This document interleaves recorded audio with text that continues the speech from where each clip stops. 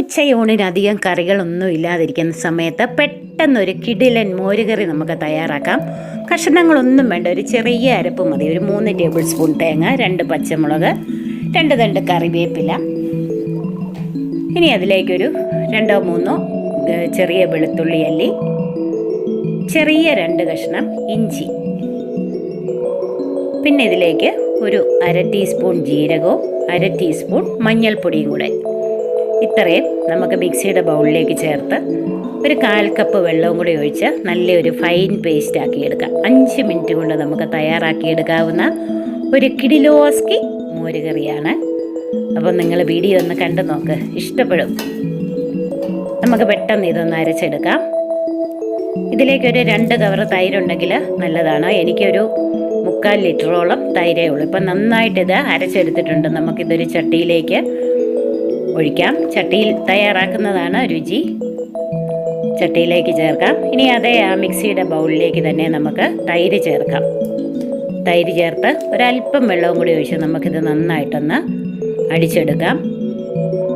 അടിച്ചെടുത്തത് നമുക്ക് ആ ചട്ടിയിലേക്ക് തന്നെ ഒഴിച്ചു കൊടുക്കാം.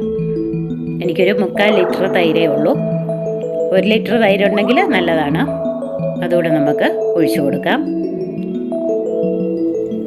നന്നായിട്ടൊന്ന് മിക്സ് ചെയ്ത് കൊടുക്കാം. ഇനി നമുക്കിതൊരു മീഡിയം ഫ്ലെയിമിൽ അടുപ്പിലോട്ട് വെച്ച് കൊടുക്കാം.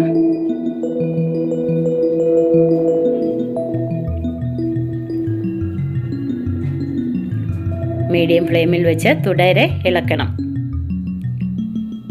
നന്നായിട്ട് ഇളക്കണം. 1 ടീസ്പൂൺ ഉപ്പ് പൊടിയും കൂടെ നമുക്ക് ചേർത്ത് കൊടുക്കാം. ചട്ടി ഒന്ന് ചൂട് പിടിച്ച് വരുന്നത് വരെ നമുക്ക് ഒന്ന് ഇളക്കി കൊടുക്കണം. അത് മറന്നു പോകരുത്, അല്ലെങ്കിൽ അത് പിരിഞ്ഞു പോകും. അപ്പോൾ ഉപ്പ് പൊടിയും കൂടെ ചേർത്ത് നന്നായിട്ട് നമുക്കൊന്ന് ഇളക്കി കൊടുക്കാം.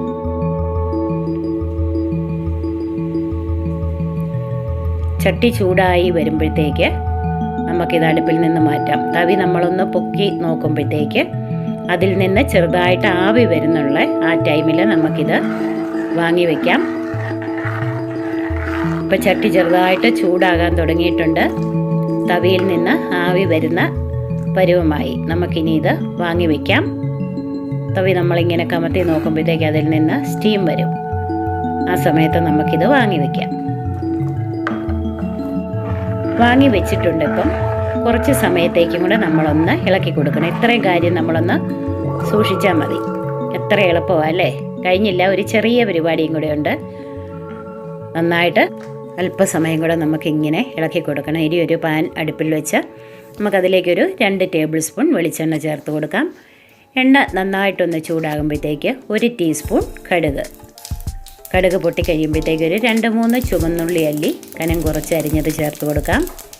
ഈ താളിപ്പൂടെ ചേർക്കുമ്പോഴാണ് മോരുകറി അടിപൊളിയാകുന്നത്. ഈ ചുവന്നുള്ളി ചേർത്ത് നമുക്കൊന്ന് വഴറ്റിയെടുക്കാം. 1 തണ്ട് കറിവേപ്പിലയും കൂടെ നമുക്ക് ചേർത്ത് കൊടുക്കാം.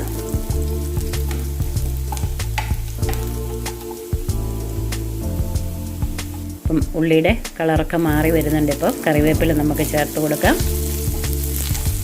ഇനി ഇതിലേക്ക് അല്പം മുളക് പൊടി, ഒരു 1/2 ടീസ്പൂൺ മുളക് പൊടി, ഫ്ലെയിം ഒന്ന് ഓഫ് ചെയ്തിട്ട് മുളക് പൊടിയും അതുപോലെ ഉലുവ വറുത്ത് പൊടിച്ചതും ഒരു 3/4 ടീസ്പൂൺ ചേർത്ത് കൊടുക്കാം. ഫ്ലെയിം ഓഫ് ചെയ്തിട്ടുണ്ട്. ഇതുകൂടെ ചേർത്തൊന്ന് ഇളക്കി നമുക്ക് ഈ താളിപ്പ് മോരുകറിയിലേക്ക് ഒഴിച്ചു കൊടുക്കാം. താളിപ്പും കൂടെ ചേർത്ത് നന്നായിട്ടൊന്ന് ഇളക്കി നമുക്കിത് 5 മിനിറ്റ് നേരം ഒന്ന് മൂടി വയ്ക്കാം. ഈ താളിപ്പും കൂടെ ചേർക്കുമ്പോഴാണ് മോരുകറിയുടെ രുചി പൂർണ്ണമാകുന്നത്. അപ്പോൾ പെട്ടെന്ന് തയ്യാറാക്കാവുന്ന ഈ മോരുകറി നിങ്ങളൊന്ന് ട്രൈ ചെയ്ത് നോക്കണം. നിങ്ങളുടെ വിലയേറിയ കമൻറ്റ്സ് അറിയിക്കണം. ഇനിയും പുതുരുചികളുമായി നമ്മൾക്ക് വീണ്ടും കാണാം.